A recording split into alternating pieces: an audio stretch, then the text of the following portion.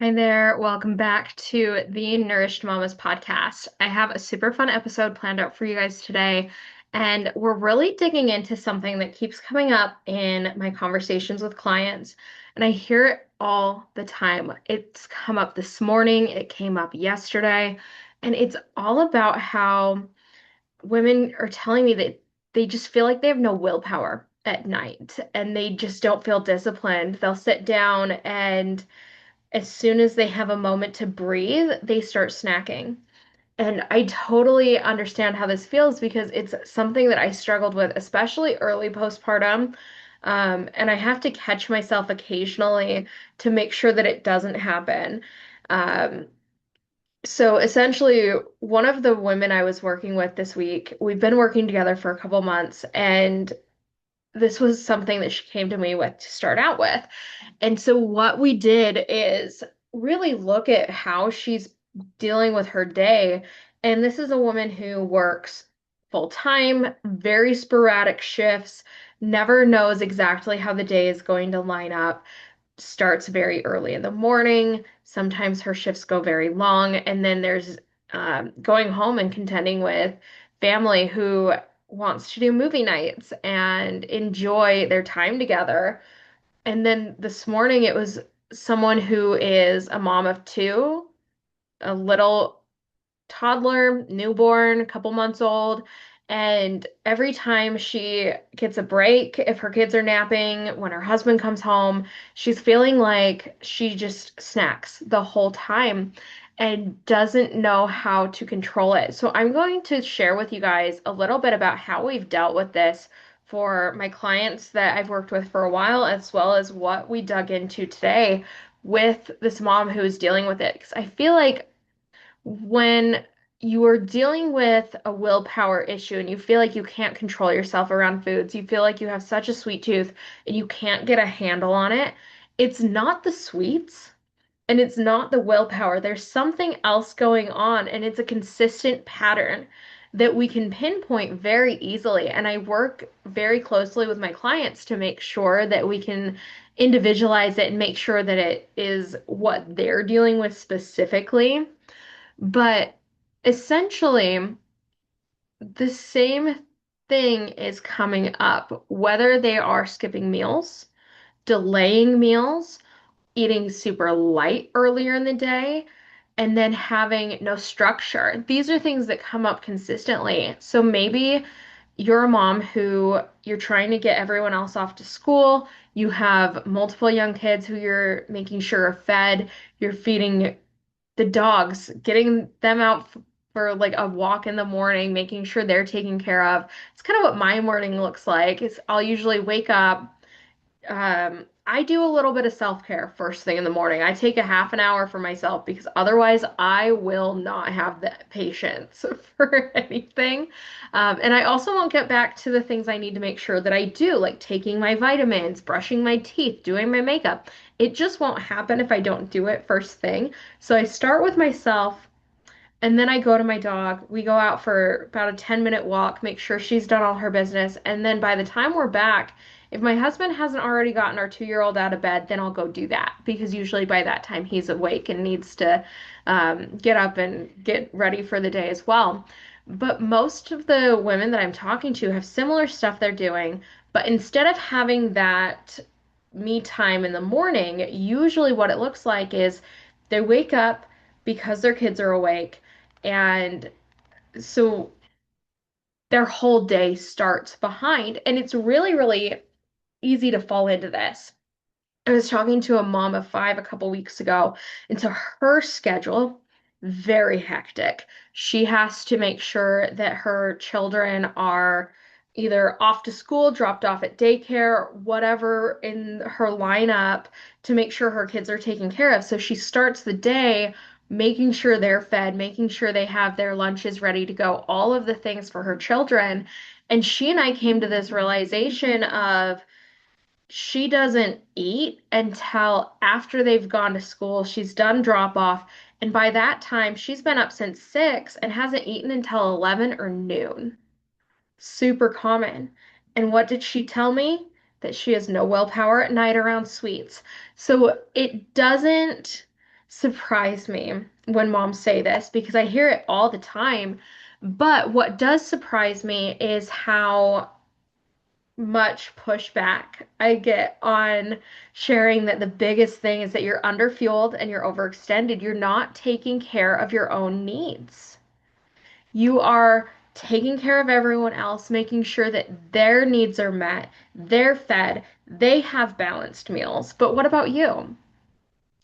What are you doing for yourself to make sure that you have a full meal in the morning? Are you giving your kids all of the fruit?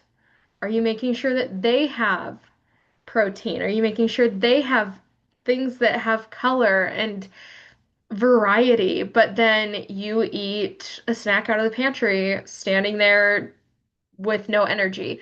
Like, what does your day look like? Are you starting the day behind where you are already like dealing with their schedules? And that's the first thing you think of when you wake up in the morning versus taking care of your own needs to make sure that you can then take care of them and have the patience and the energy to do it.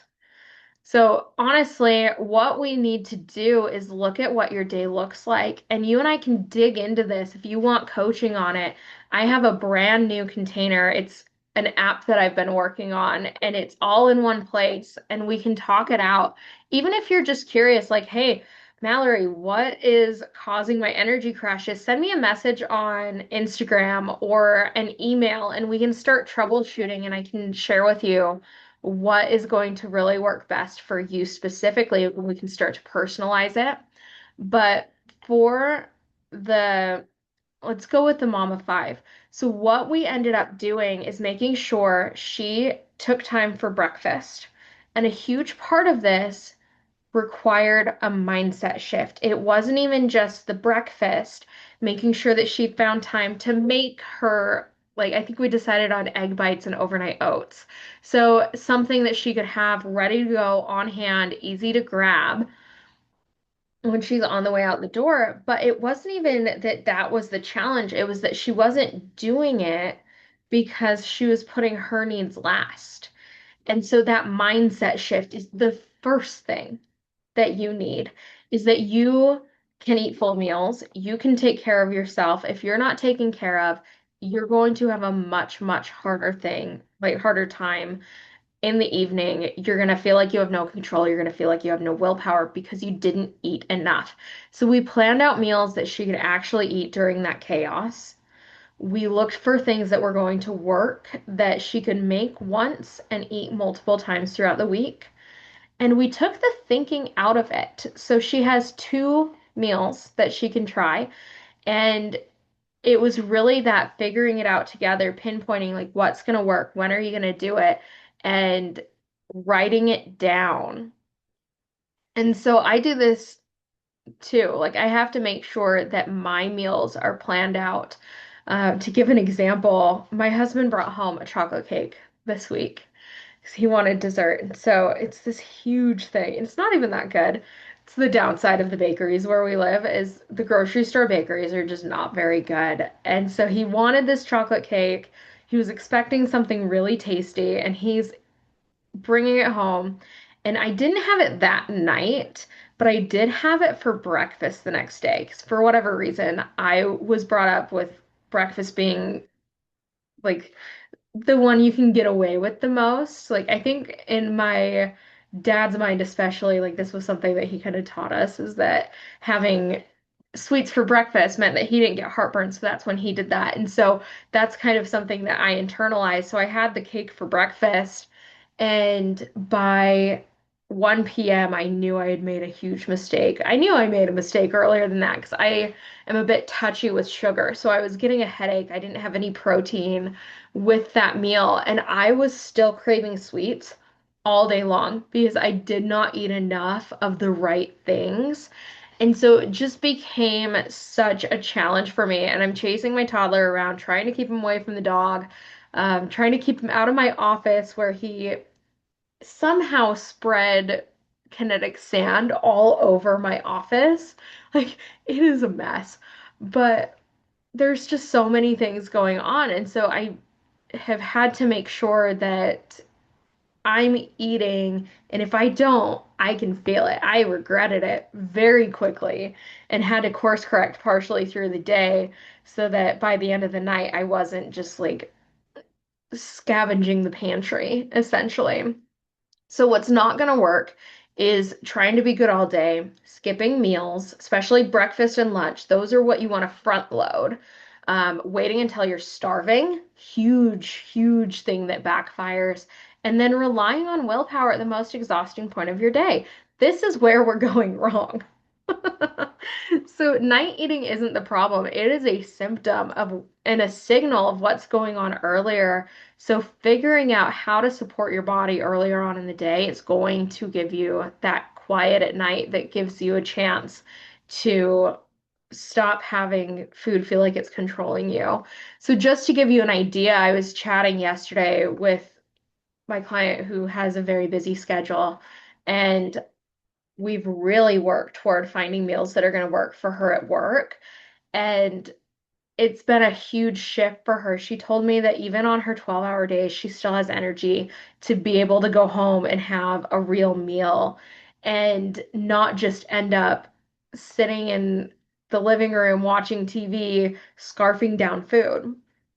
And besides the energy, she feels like she can control her decisions. They're very well planned out, and it has nothing to do with using willpower. She's not forcing it. And that's the thing is we try and force things so much. And so after just a little while of working together, we've really pinpointed a system that's working. So this is what I help my clients build a way of eating that's going to fit your life, whether you're working long shifts, whether you're postpartum, chasing kids, or all of the above. I definitely fall into the all of the above category. And so it's honestly what I've wanted to build out for a long time and have a coaching container where everything's all in one place. So even if you're not postpartum, but you're looking for weight loss, this is something that I can help you with, and it includes an app with support meal plans that come out weekly, structure, and I give you all of the tools you need to not overthink. One of my favorite things, favorite of all time that I've been able to do because I'm very much in the AI, ChatGPT is very functional as a tool kind of mindset. And I have developed something for my clients that I cannot wait to share with you guys more about it. But it's essentially a dietitian in your back pocket. So you can use the chat feature in AI in the GPT that I built, which is essentially just like um, a meal planner. It's my brain dumped out for you. So you can say, I need meal planning ideas for this, this, and this. So breakfast, lunch, dinner. Here's the ingredients I have. And it's going to use my framework to build out your meals so that you have energy throughout the day. And it will also prompt you like, this might not have enough protein. Here's how you can add it. And so it's a really, really cool feature that I haven't seen as an addition before because I'm kind of on the cutting edge of using AI for um, most things, but this has been something that's been really, really fun to develop. And I'm so, so thrilled that I get to release it soon. It's coming out with the meal planning part of things. So if you don't want the full coaching, you don't want the full support, but you do want a meal plan and a way to really customize it. So I've done the thinking for you, but you can also take the meals in there and tweak it to your preferences using my meal planning assistant. Um, Super easy. I walk you through the whole process. So if you've never used ChatGPT before, it walks you through it. You can use the free version with that plan. So if that's something you're interested in, send me a DM. If you're looking for more coaching and more um, true feedback and working together to make sure things are like personalized to you, then I'd love to hear from you. I'd love to hear more about your goals, what you're struggling with. So go ahead and send me a DM over on Instagram at the postpartum dietitian at the.postpartum.dietitian. I'll link it below. But you can send me a message there. Tell me what you're working on. Tell me what your goals are, and we can find a place that works best for you in this new program that I've been building out on my new app. So super excited to talk to you guys more about it and learn what you are working toward in your own life. Okay, talk soon, and I will see you in the next episode.